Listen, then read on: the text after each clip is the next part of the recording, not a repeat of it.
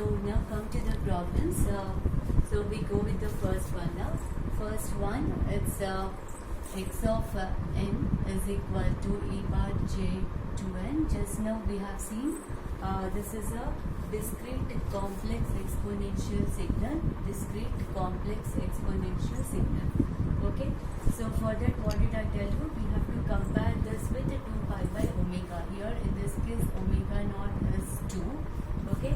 Compare with the theory. So omega naught will become 2. So we have to just find out whether this 2 pi by omega naught is a rational number or not. So 2 pi by omega naught is 2. So which you get it as a pi. This is an irrational number. So pi is an irrational number. So therefore this is it is not a periodic. It is not a periodic signal. So this is the first case. Now go with the second one now. Now the second one, if you look into it, it is x of n is equal to sine phi by n. This is similar to the sinusoidal form, sinusoidal signal. Okay, so in this case, what is omega naught? Omega naught will be equal to phi pi is the omega naught. Now compare this with the 2 pi by omega naught. So 2 pi by omega naught is 2 pi by phi pi. So you get it as 2 by 5. Okay, so 2 by 5 is obviously a rational number. Rational number. So therefore, this is xn is equal to sine phi by n is periodic. Is periodic. Okay. Now we need to find the fundamental period. To find out fundamental period, what is it? We know this 2 pi by omega naught must be equal to n by k. 2 pi by omega naught must be equal to n by k. Okay, n is a fundamental period, so we need to find out the fundamental period. So n is equal to k times 2 pi by omega naught. So here n is equal to, now what is 2 pi by omega naught we have got? We have got it as 2 by 5. 2 by 5 into k. Now what is this k actually? What is this? Actually this is the fundamental period. So for what value, for what smallest value you will be having the fundamental period.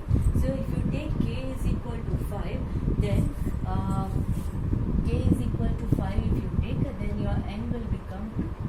So you can take k is equal to other numbers also, but the thing is that you can take 10, you can take 20, you can take, but only thing is we have to have smallest value. So n must be the smallest period. Okay, so based on that we get the fundamental period to be equal to 2. Now we go with the next one, third one.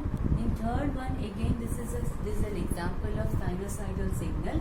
Okay, where we get omega naught is equal to 3 pi by 4. So again we will compare this. 2 pi by omega naught is equal to 2 pi by 3 pi by 4. So you get pi and pi get cancelled, and this is 8 by 3. So obviously this is a rational number.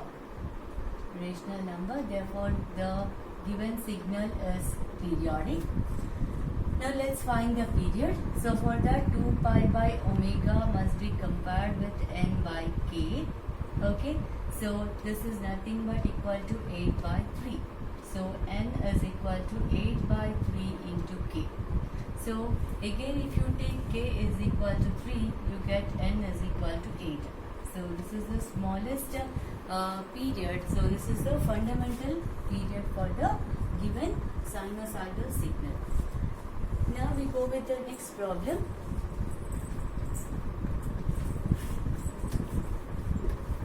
Now if you look into the next one, it is what? It is a composite.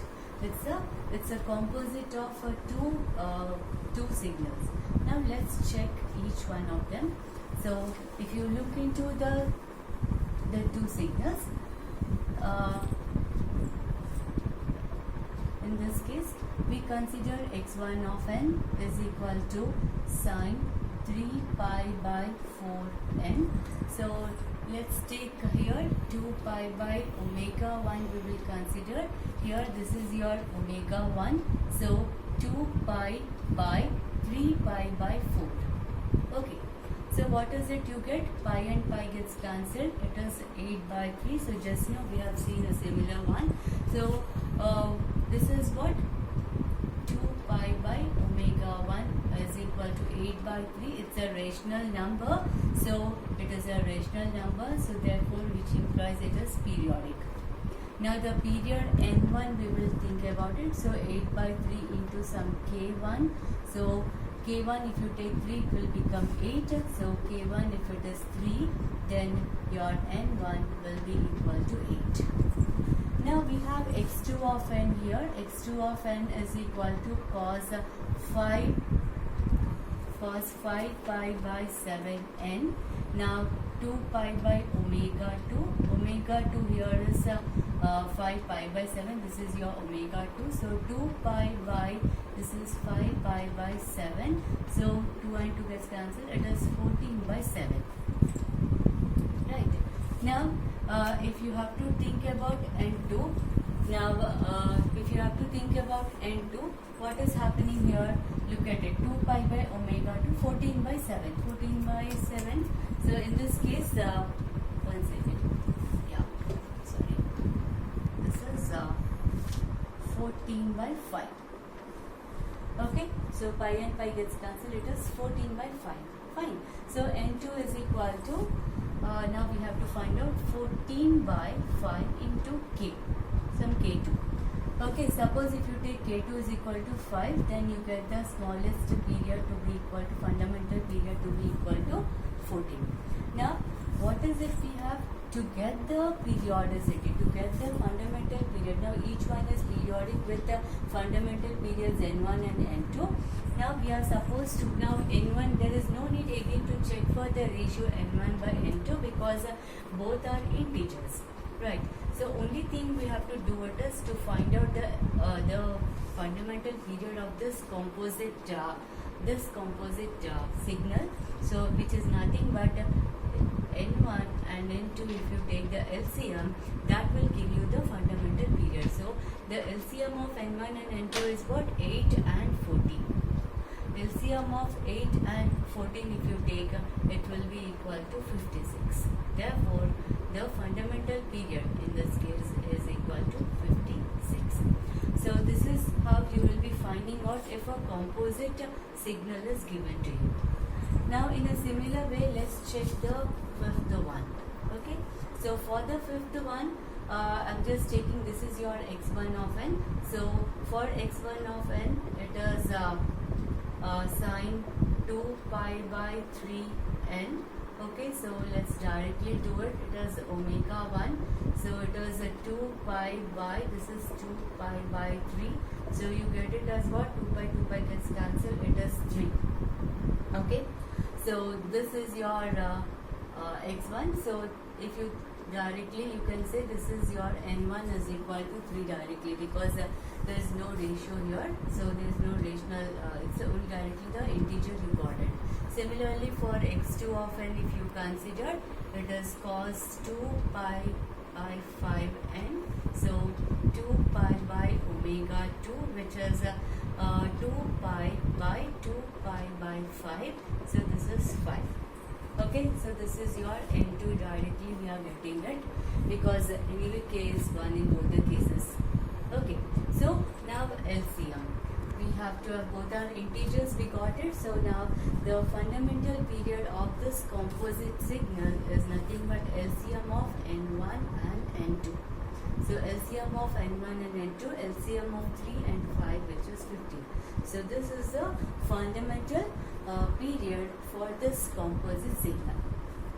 Now let's go with the last one, x of n here. So in this case, you have 3 composite signals, but look at the signals. Each one is a complex.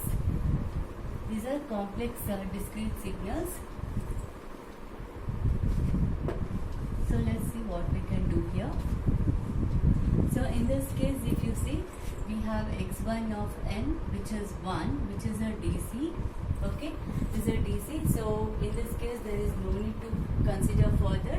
So your arbitrary, in this case the arbitrary period n1 is always equal to 1. Now the other one, x2 of n, we consider this is nothing but e to the power of j 2 pi n by 3. Right.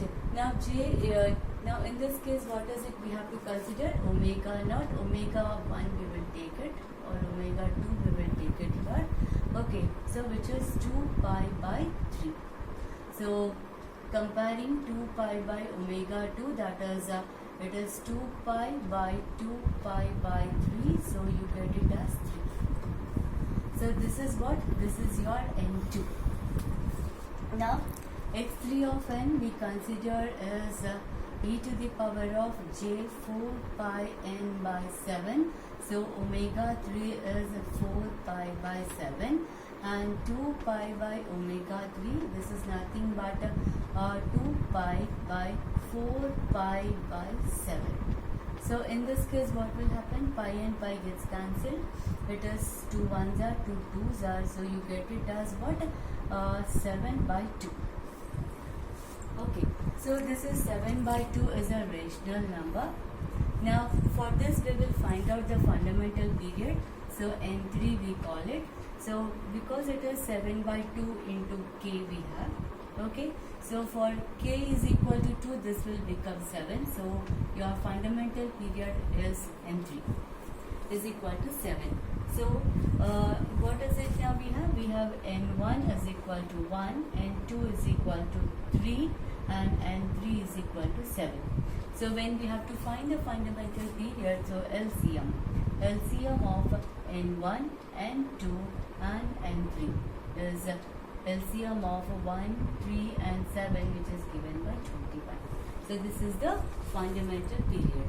So this is how we will be doing checking the problems for periodicity and non-periodic based on the values of n1 or values of n.